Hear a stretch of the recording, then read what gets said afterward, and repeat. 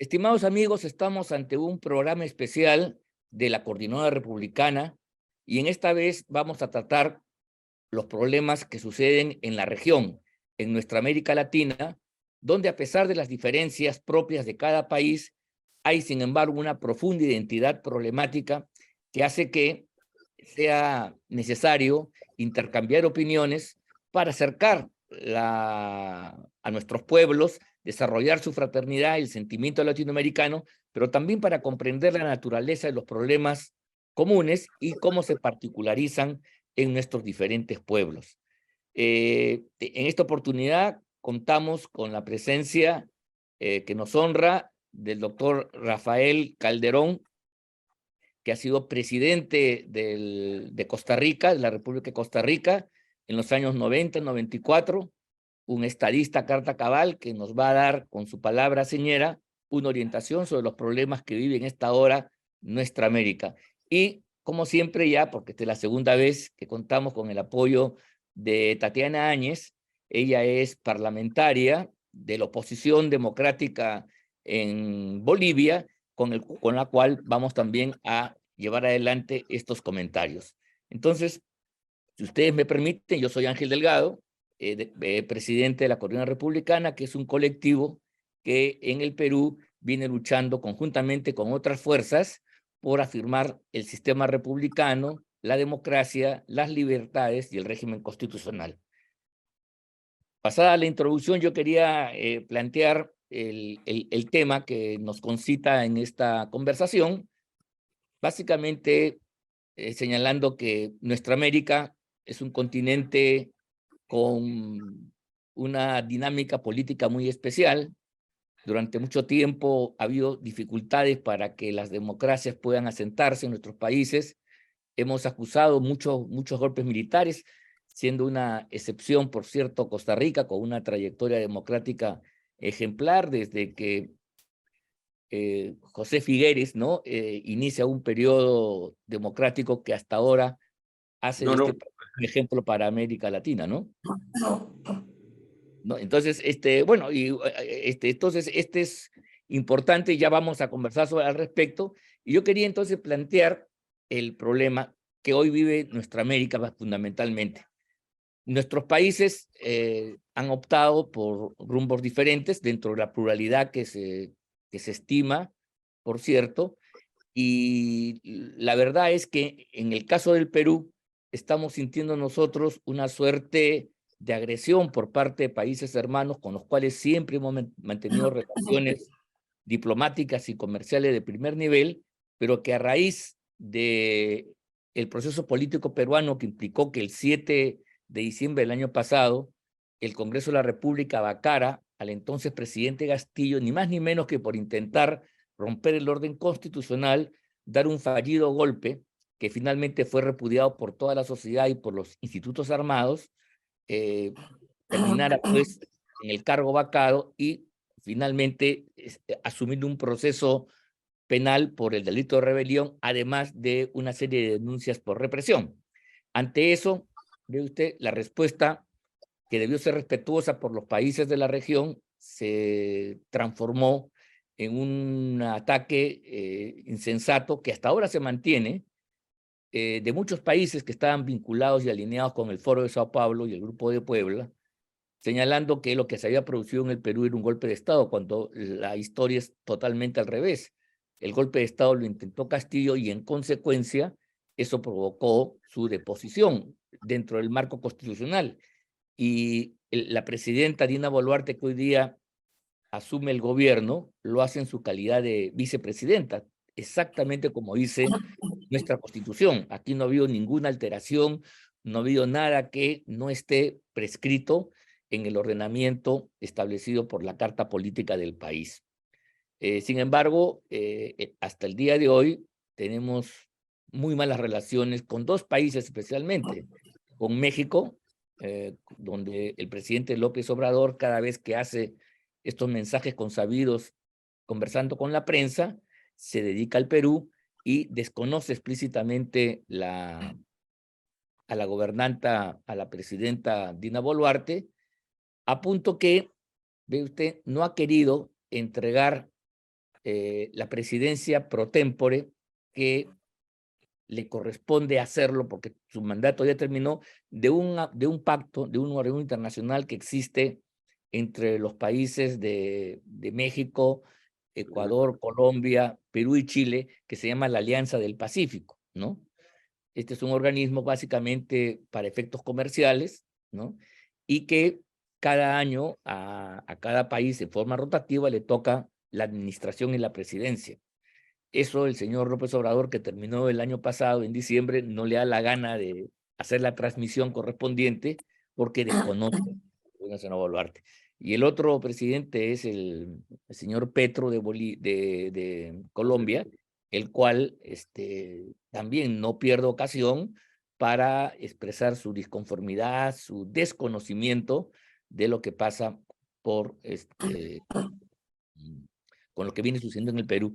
Nosotros consideramos que independientemente de la señora Boluarte, de su posición, nos guste o no, estamos ante un proceso nacional que tiene sus propias reglas, sus características, y que, repito, más allá de cualquier visión sesgada, politizada y equivocada al mismo tiempo, se cumple plenamente el formato constitucional, y por esa razón, estas intervenciones de este presidente y algún otro más es una violación adrede al derecho internacional, al principio de no intervención de un Estado en los asuntos de otros, que es el pilar que rige las relaciones internacionales, ¿no? Entonces, esto es lo que está pasando en nuestra América, y en lugar de estar unidos como quería el libertador Simón Bolívar y los próceres que nos dieron patria, la verdad estamos en un proceso de disonancia, ruptura, porque en el caso de México inclusive hay una amenaza ya de quebrar las relaciones diplomáticas entre nuestros dos países, ¿no?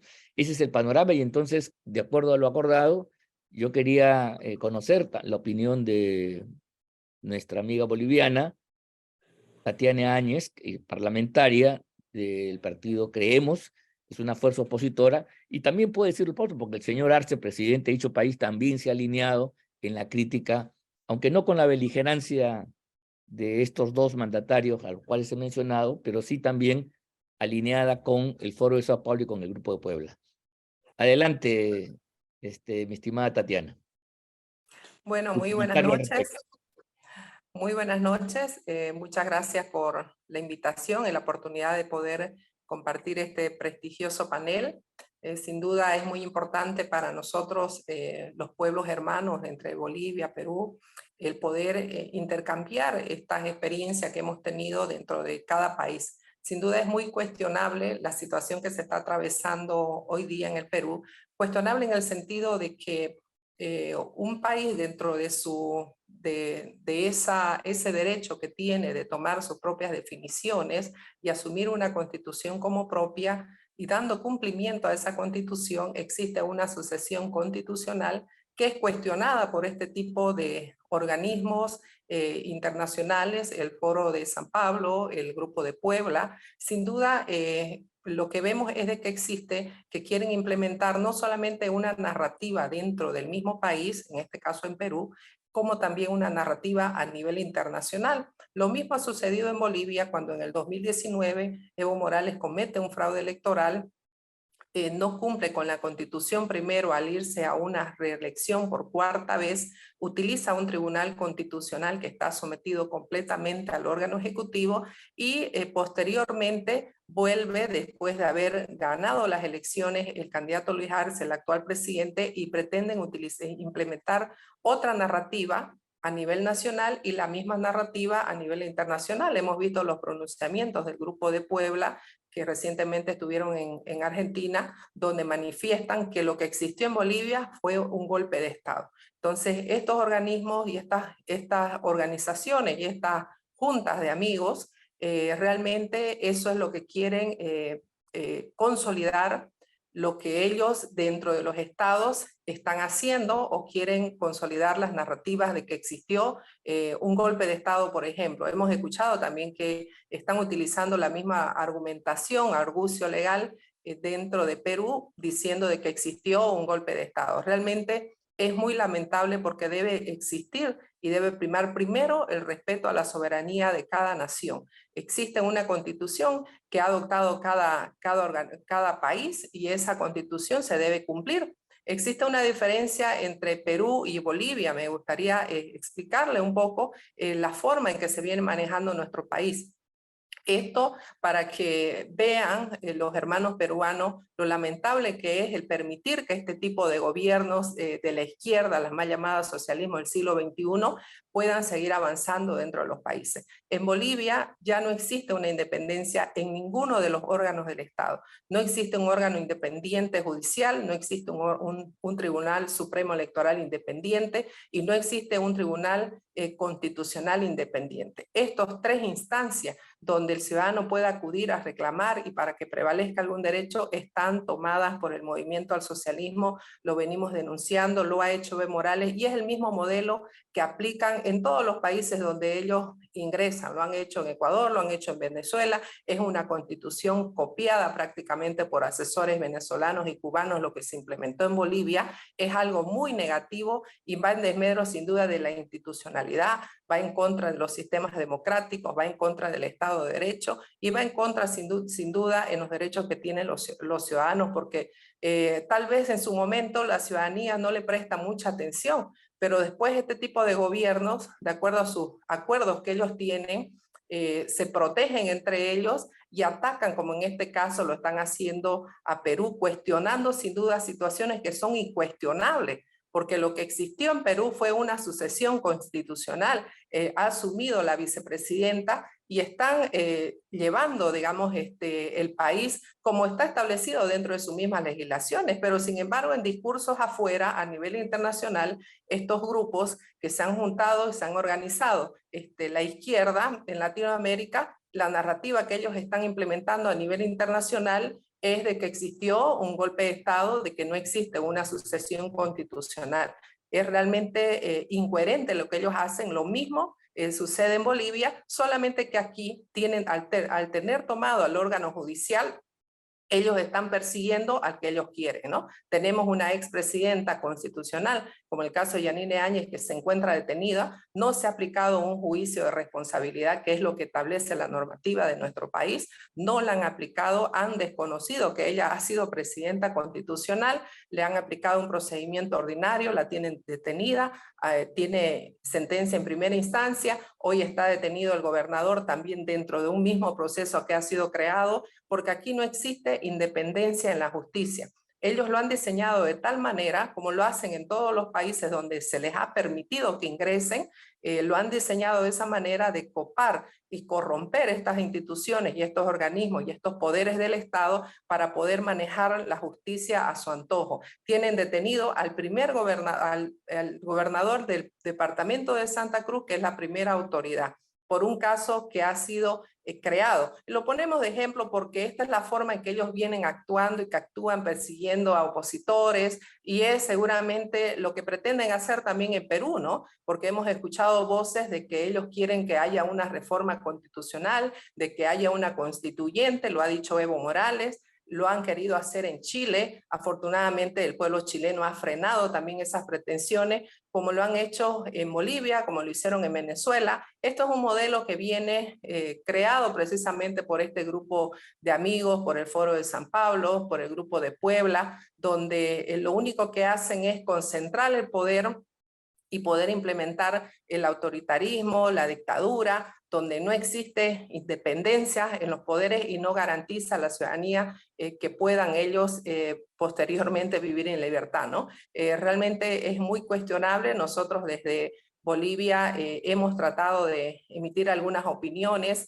hemos enviado incluso a la Cancillería una solicitud del retiro de la condecoración al Pedro del Castillo, que fue otorgada por Luis Arce, esa condecoración que es tan importante para el pueblo boliviano, pero que sin embargo ellos en ese apoyo, en ese respaldo, otorgan este tipo de condecoraciones que en este caso han caído en malas manos, ¿no? Realmente es muy preocupante el avance que tuvo la izquierda en Latinoamérica.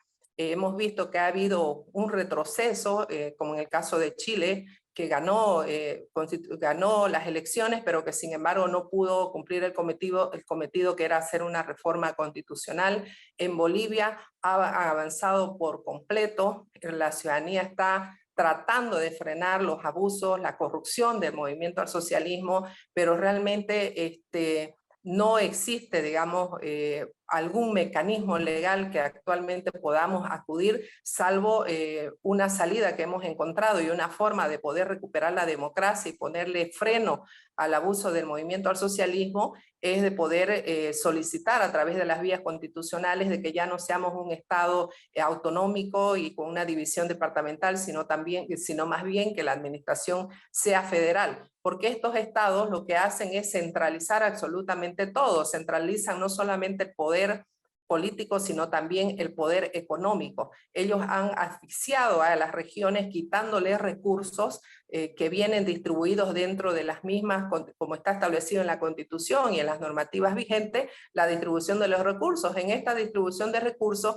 el gobierno central, a través de decreto, cercena más bien a las entidades subnacionales, como son las gobernaciones, municipios y universidades, en estos casos, cercenan los recursos que ellos manejan, otorgándoles algunas otras competencias o cargándole algunos gastos más que no son sus competencias, pero como tiene centralizado todo, la autoridad departamental acude a una institución o a un poder judicial reclamando que prevalezca el derecho y denunciando que es inconstitucional. Sin embargo, el Tribunal Constitucional, al ser sometido al órgano ejecutivo, ellos dictan sentencias favorables al centralismo, ¿no? Que es lo que nosotros reclamamos. Es muy preocupante, esperemos que la ciudadanía en Perú también tenga en cuenta la forma en que Bolivia ha vivido este proceso de Evo Morales y que no sigan ese mismo camino. Sería muy lamentable porque en lo personal nosotros admiramos la independencia que existe en los órganos judiciales. En Perú no existe impunidad y todo aquel que comete delito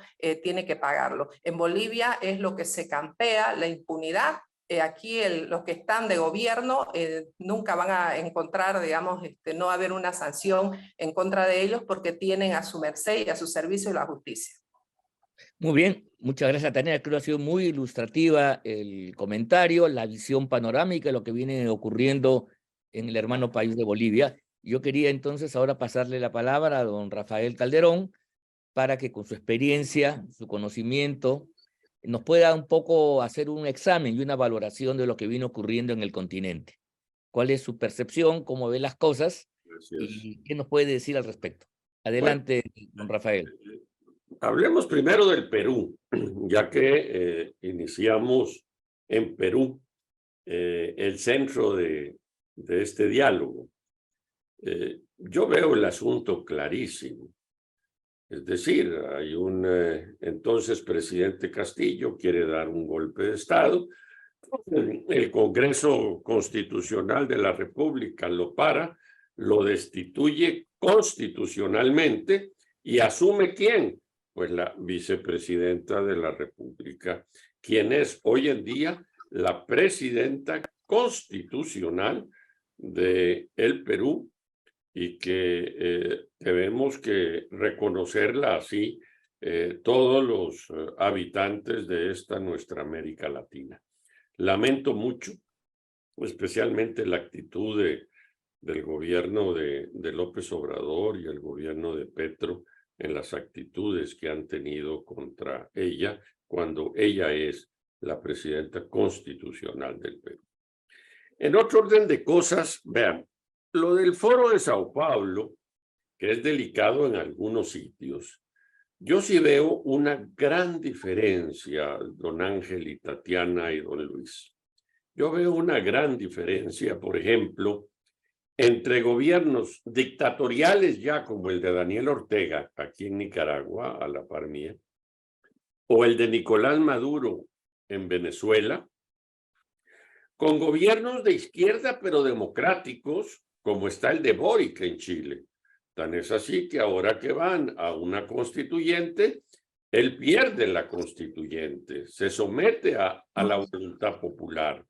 O el gobierno de Lula en Brasil, por señalar otro gobierno, donde ya una vez fue presidente en 2 periodos y bueno, vinieron las elecciones, siguió su partido, 4 años después perdieron y le entregaron el poder a la oposición.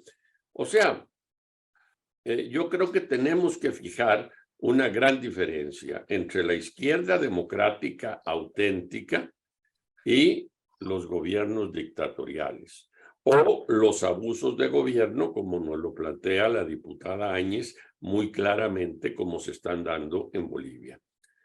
Y luego a mí me da una gran preocupación también estos gobiernos populistas, que los hay de izquierda, pero los hay también de centro y de derecha, y que nos están llevando. Hay un libro interesantísimo de Moisés Naim, que se llama La revancha de los poderosos, que hay que leerlo, porque ahí están retratados una serie de populistas del mundo que no solamente aplican el populismo, sino que buscan la división entre los ciudadanos, la polarización. Él habla de las 3 P's: el populismo, la polarización y la posverdad.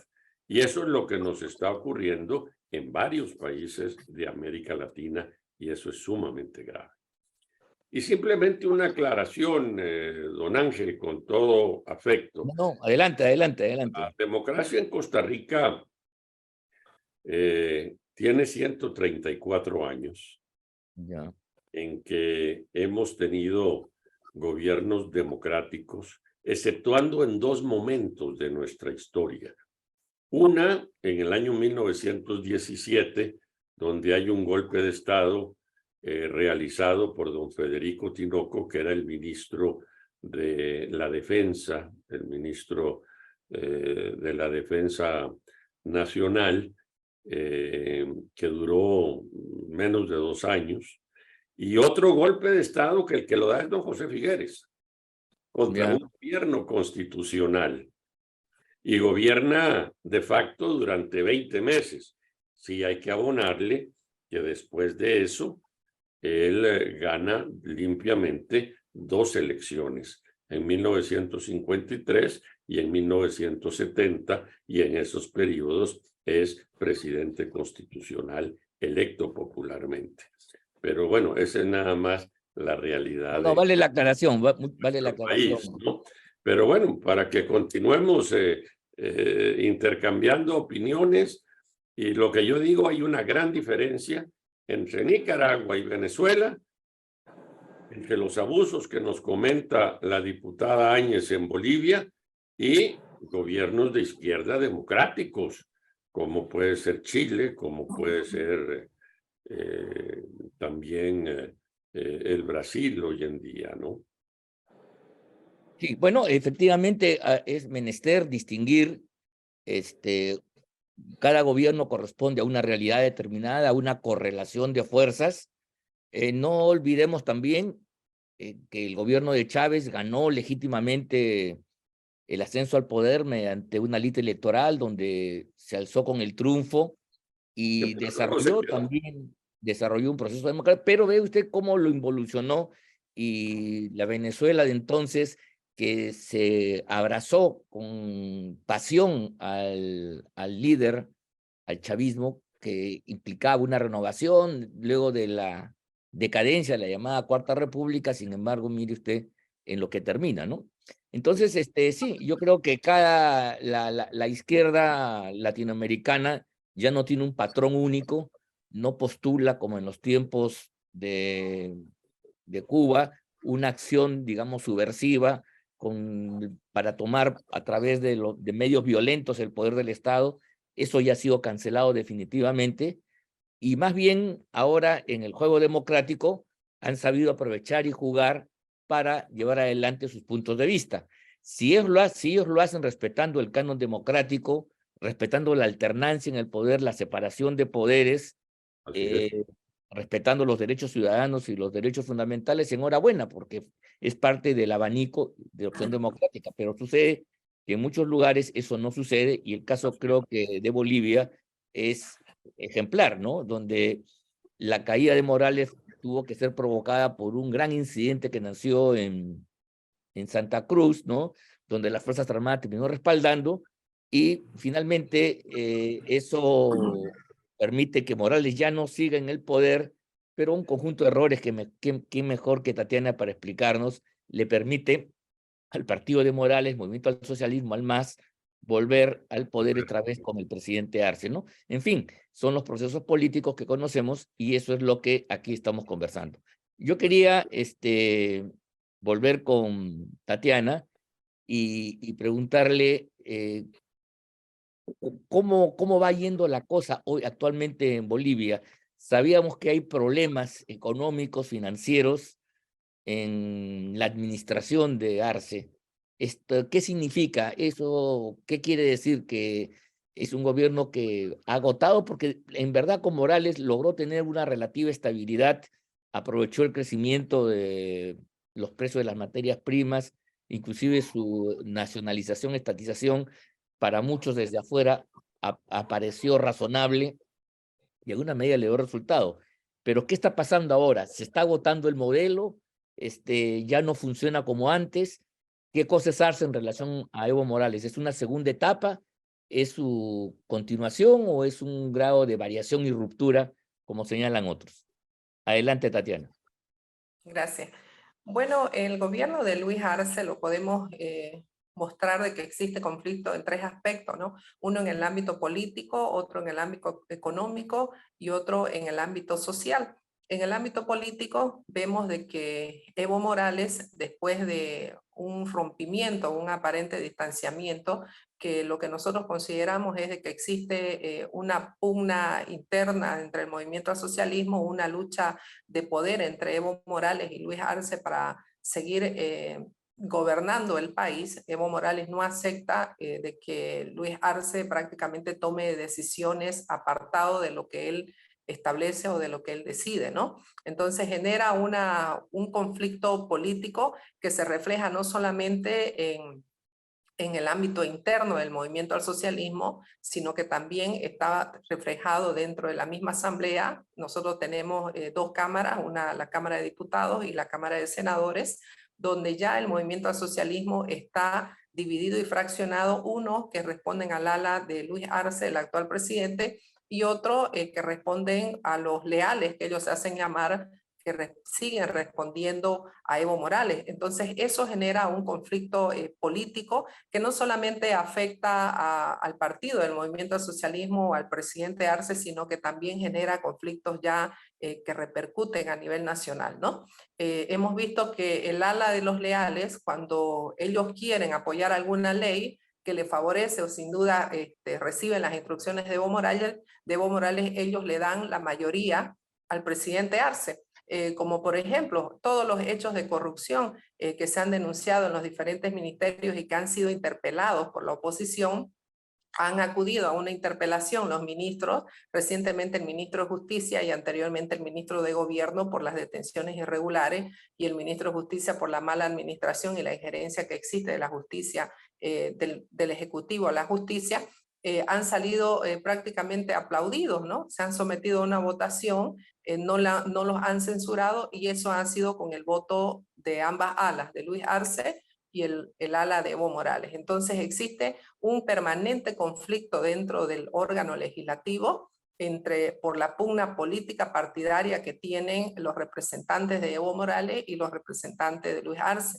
También hemos visto de que poco a poco Arce está ganando espacio, quitando apoyo que tenía Evo Morales dentro de la misma asamblea para que se les aprueben sus leyes, ¿no? En el ámbito económico, realmente el modelo que implementó Evo Morales era fácil administrar cuando existían bastantes recursos, ya existe un déficit fiscal tremendo, los gastos del Estado son prácticamente insostenibles, realmente ahora no existe circulante la moneda extranjera en nuestro país. Si queremos comprarla tenemos que acudir a otro tipo de mercado y comprar con otro precio, ¿no? Lo que antes se compraba en bolivianos con $1.000, ahora solamente se puede adquirir $900, ¿no? Existe bastante incertidumbre y va entrelazado, ¿no? El problema económico con el problema político. El problema económico en el sentido de que se han visto obligados a vender que la asamblea les permita vender las reservas internacionales que tenemos en oro, y para eso ha sido una ley muy conflictiva, la ley del oro, donde el movimiento al socialismo no tuvo en una primera instancia la mayoría. Esa ley debió ser archivada prácticamente, pero no respetan ninguna normativa de este tipo de gobiernos, ¿no?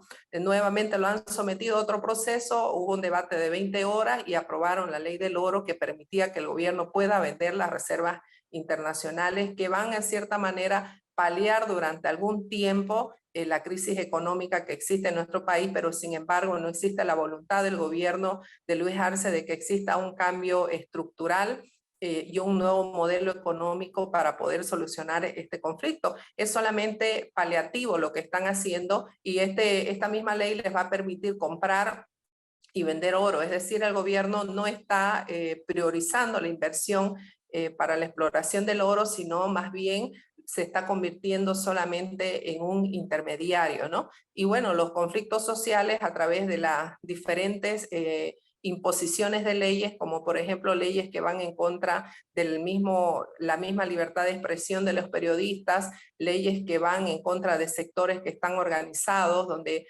existe en agenda una ley de investigación y legitimación de ganancias ilícitas. Ellos quieren seguir implementando y cercenando libertades de los ciudadanos para seguir sometiéndolo al ciudadano. Sin duda este tipo de gobiernos llegan utilizando el mecanismo democrático, pero muy hábilmente ellos, como decía una ex miembro del Tribunal Supremo Electoral que renunció, la doctora Katia Uronia, esto es una democracia aparente, porque ellos utilizan la división de poderes, utilizan a los órganos del Estado, pero sin embargo son completamente manipulados, completamente torsionados. En Bolivia existen observaciones a nivel internacional de la OEA referente al manejo del padrón electoral, un padrón electoral que está completamente viciado, manipulado, que ya está muy cuestionado por la ciudadanía, donde se ha visto que en un 2019 Evo Morales paralizan prácticamente el conteo rápido, y donde existe falta de transparencia,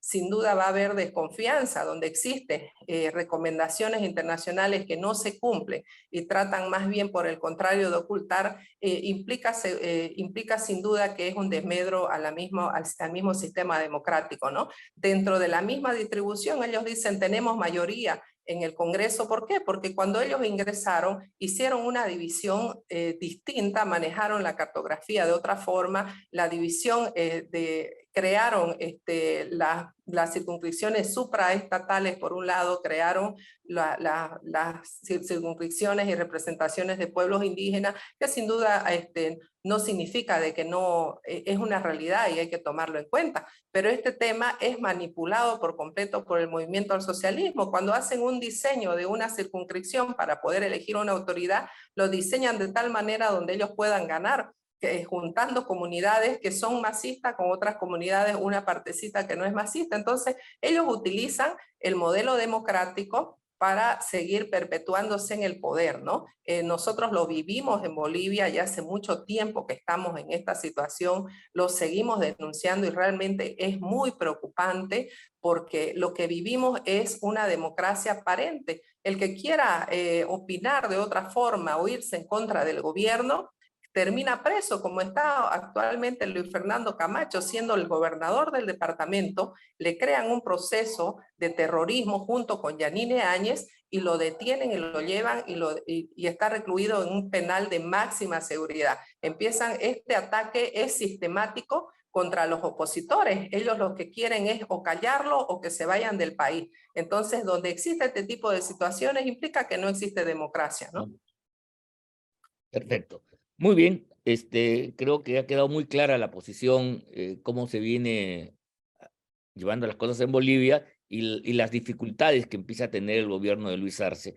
Yo quería conversar con don Rafael Calderón, hablando sobre la jurisdicción internacional, el sistema de protección de derechos humanos de nuestra América, sobre todo teniendo en cuenta que San José es sede de la Corte Interamericana y por lo tanto, en fin, la presencia de este organismo hace que Costa Rica sea pues un país comprometido y pilar de este sistema, que es muy importante. Sin embargo, a pesar que nosotros reconocemos el esfuerzo que se ha hecho en la región para erradicar las dictaduras, para afirmar los derechos fundamentales, para, en fin, generar a partir de los regímenes mejores condiciones en relación a los derechos de los ciudadanos y los pueblos. Sin embargo, en la última etapa, aquí desde el Perú, notamos un sesgo muy peligroso. Pareciera ser que los organismos del sistema, no hablo de la Corte, hablando de la Comisión Interamericana que tiene su sede en Washington, hay un sesgo que mira las cosas de la democracia de un solo lado y omite otros.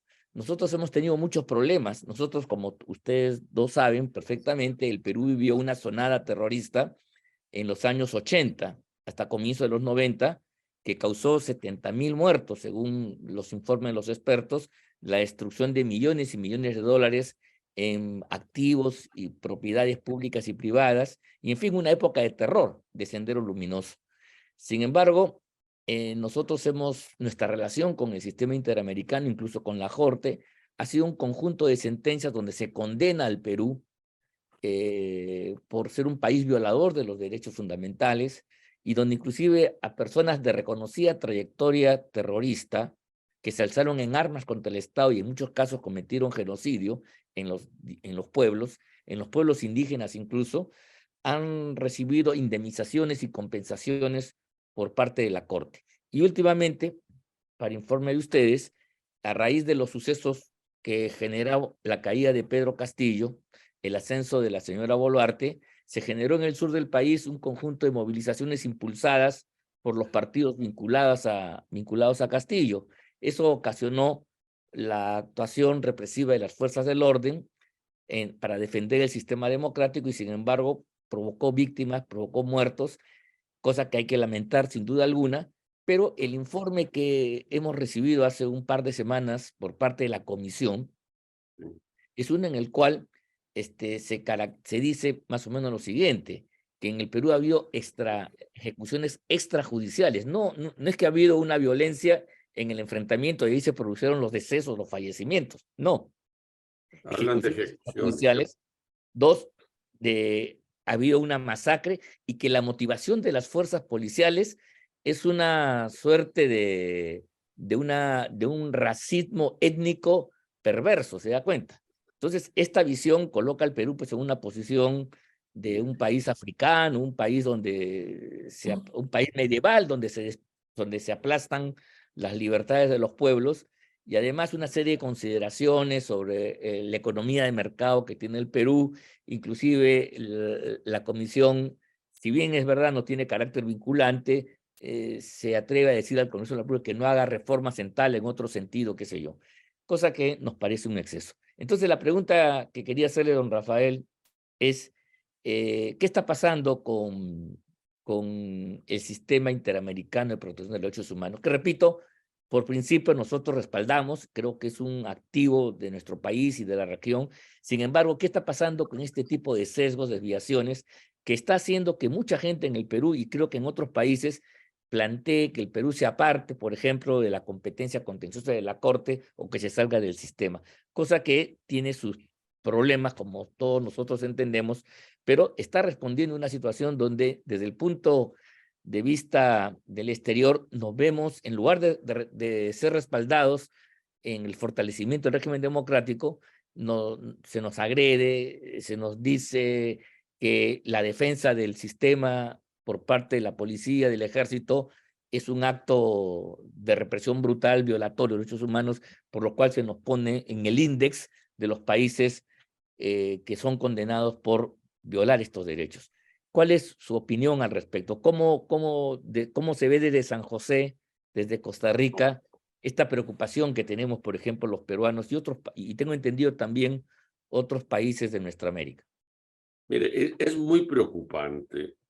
Yo sí veo una gran diferencia entre la Comisión Interamericana de Derechos Humanos y la Corte Interamericana de Derechos Ya. Humanos. Yo Son coincido dos organismos, claro. en el sesgo que tiene la Comisión. Y el gran problema es que la gran mayoría de los asuntos, para poder llegar a la Corte, tienen que pasar primero por la Comisión. Y Así la es. Comisión, evidentemente, tiene un sesgo izquierdista clarísimo, ¿verdad? Diferente es la OEA en sí, la Organización de Estados Americanos, que más bien ha condenado a Venezuela, ha condenado a Nicaragua y ha estado defendiendo realmente la democracia en nuestro continente. Pero sí, yo coincido con usted plenamente en que hay un sesgo y que hay un problema serio con la Comisión. No lo veo así con la Corte. Me parece que la Corte Interamericana de Derechos Humanos ha estado sumamente balanceada a través de sus 35 años de historia, ¿verdad? 40 años de historia casi. Sí, sí, sí, es buen tiempo. No, no, sin duda alguna. ¿Y qué correctivo se podría hacer? ¿Usted Bueno, ha ahí pensado cómo corregir esta la desviación que única efectivamente corrección, es cada vez más ostensible? la única corrección posible es porque ¿quiénes eligen a los miembros de la comisión? Los Los elige países. el Consejo Permanente de la OEA. Entonces hay que empezar por ahí para elegir gente centrada, es decir, gente justa, gente imparcial para llevar adelante y poder juzgar estas cosas. Muy bien. Vamos a entrar a la última ronda de esta conversación. Yo quería hacerle algunas preguntas puntuales y le voy a rogar a ustedes que ya dentro del tiempo lo aprovechemos para dar una opinión general y también el saludo correspondiente luego de haber tenido esta feliz oportunidad de conversar sobre estos problemas. Uno de los temas, voy a empezar con nuestra amiga Tatiana, preguntándole, uno de los problemas que nosotros desde el Perú tenemos, donde también hay una demanda por parte de las fuerzas que, en fin, que se colocan a la izquierda y que estuvieron vinculadas a Pedro Castillo, es el cambio de la Constitución. Entonces, eso es un tema importante. Y toda vez que Evo Morales es un personaje que ha estado detrás de estas movilizaciones, de estos actos, especialmente en el sur del país, nosotros vemos el modelo de la Constitución de Bolivia, del Estado Plurinacional de Bolivia, como se le llama oficialmente, con bastante preocupación. Por ejemplo, hemos conversado ya en otra oportunidad, pero yo quería volver ahora sobre el control que se tiene, por ejemplo, del Poder Judicial, que por definición en un Estado democrático tiene autonomía y es independiente, y eso es lo que garantiza que el Poder Judicial pueda salir al frente de cualquier tropelía que puedan cometer los órganos gubernamentales y el Tribunal Constitucional, que inclusive es un desarrollo que prevé inclusive contra alguna actuación abusiva por parte del Parlamento cuando hay una ley que contraviene a la Constitución. Entonces son órganos de protección de los ciudadanos, de la sociedad, y sin embargo pareciera ser, por lo que hemos escuchado, Tatiana, que eso no sucede. ¿Tú nos podrías definir muy rápidamente en este corto tiempo que tenemos cuáles son las características, por qué el Poder Judicial y el Tribunal Constitucional y el Ministerio Público también, o sea, la Fiscalía, por qué aparecen como herramientas subordinadas al poder de turno, al poder del MAS, al poder, en este caso, del gobierno del señor Arce, y antes también con Evo Morales? Bueno, realmente porque Evo Morales inicia una desinstitucionalización y una falta de respeto a la institucionalidad que era nueva también en nuestro país. Lastimosamente no estaba muy fortalecido el sistema democrático. Se diseña una nueva constitución que fue aprobada, pero sin embargo Evo Morales es el primero que viola la constitución porque realiza una modificación, quiere realizar una modificación al artículo 168 para poder repostularse, porque en nuestra constitución está establecido solamente 2 periodos. se hace una pregunta al pueblo, el pueblo le dice no se puede repostular y acude Evo Morales a otro organismo. Entonces, el primero que no respetó la Constitución fue Evo Morales.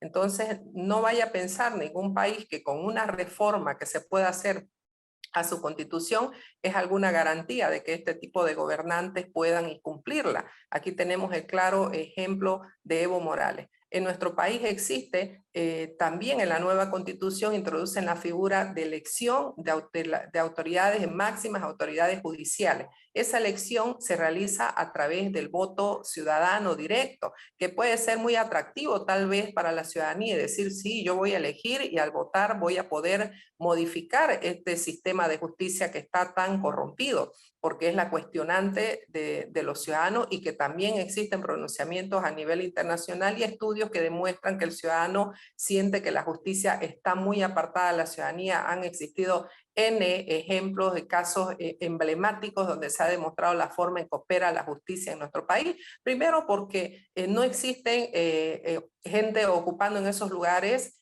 profesionales idóneos. Realmente hay que analizarlo, es un cambio estructural que necesita la justicia, pero esto tiene que ser de carácter técnico, meritocrático, no de la forma con una injerencia política que lo hizo Evo Morales. ¿Por qué? A través de vender esta idea al ciudadano de que vamos a elegir nosotros a nuestras autoridades, pero también es cierto de que ellos van a elegir, pero de las listas que salgan de la misma asamblea, ¿no?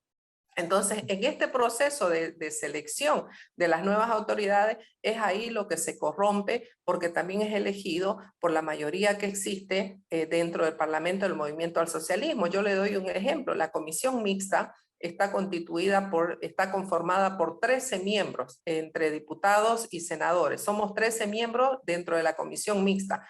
El Movimiento al Socialismo tiene 9 miembros de los 13.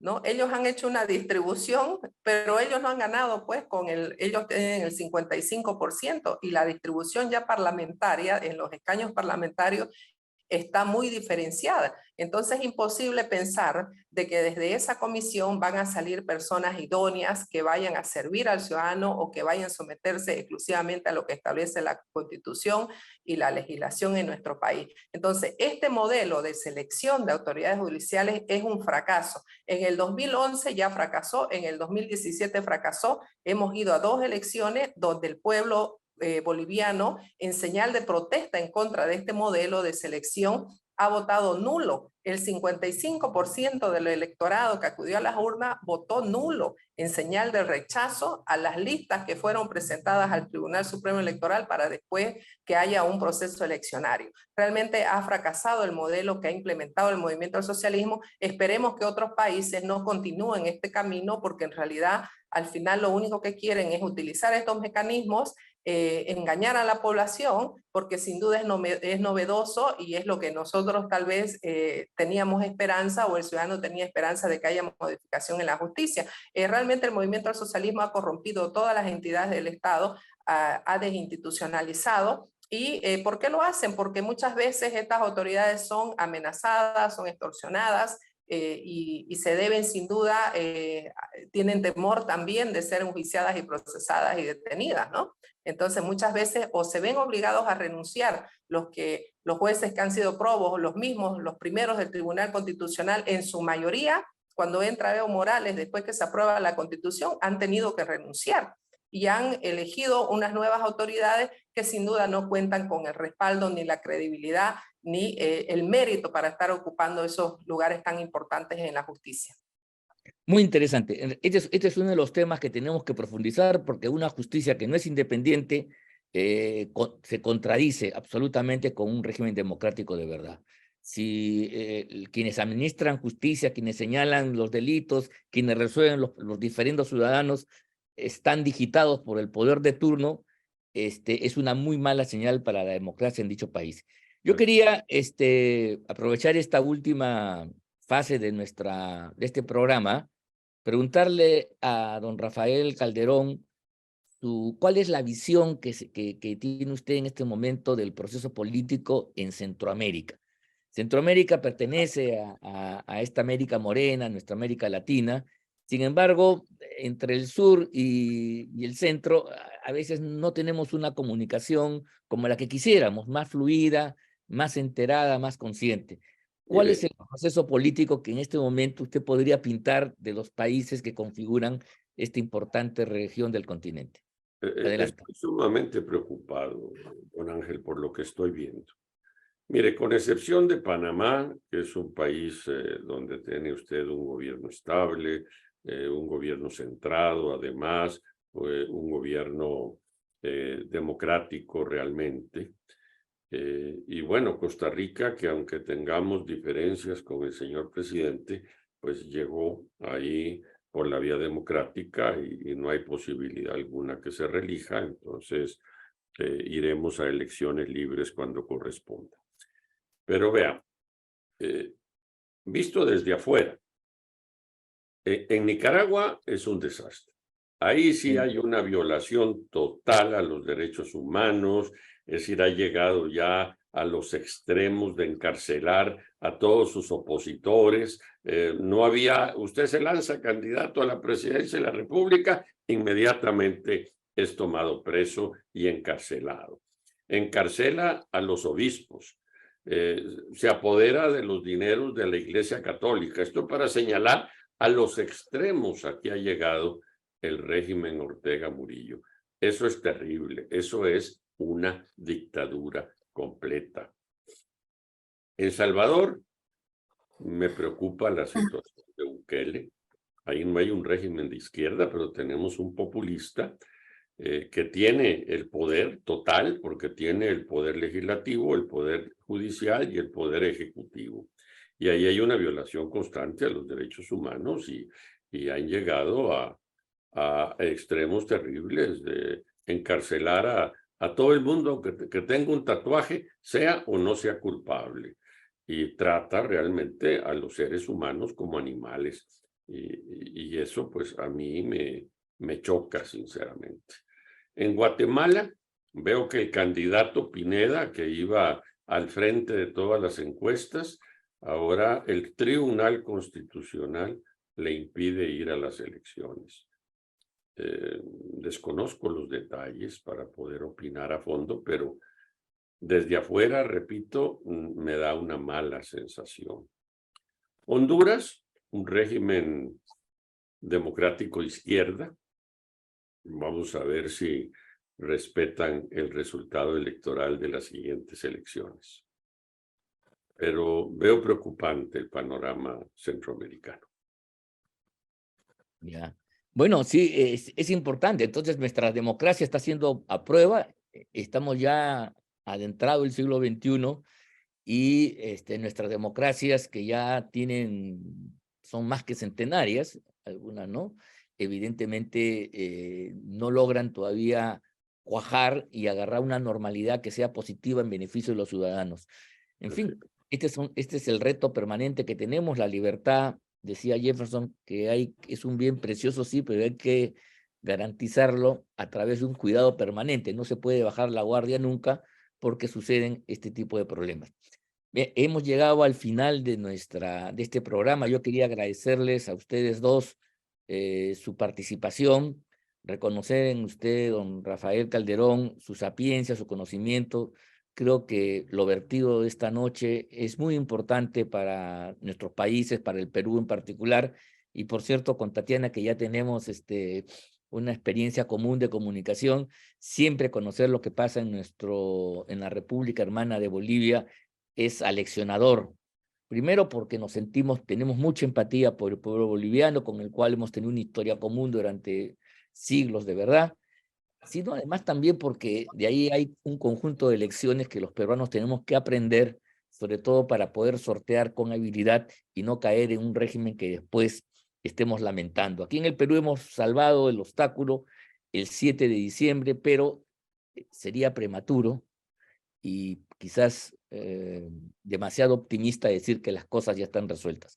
El gobierno de la señora Boluarte es un gobierno precario, es un gobierno inestable, no convence ni a unos ni a otros, tiene una oposición muy beligerante y entonces todo eso hace que las cosas estén todavía por decidirse. No tenemos una elección en el corto plazo, eso hace que el camino sea proceloso, en fin, hay amenazas de grandes paralizaciones en los próximos meses, pero vamos a estar atentos y tenemos que mirar con optimismo el futuro, más allá de las dificultades. Nuestros países tienen un destino, a pesar de sus dificultades, y yo quiero simplemente agradecerle a usted, don Rafael Calderón, y a ti, Tatiana Añís, por habernos permitido esta noche saber, comprender y entender mejor a nuestras realidades. Muchas gracias y Muchas hasta una gracias. próxima oportunidad. Mil gracias. Saludos. Gracias. Doña Tatiana. Muy bien. Saludos. Gracias, Ángel. A ustedes. Hasta Gracias a luego. ustedes.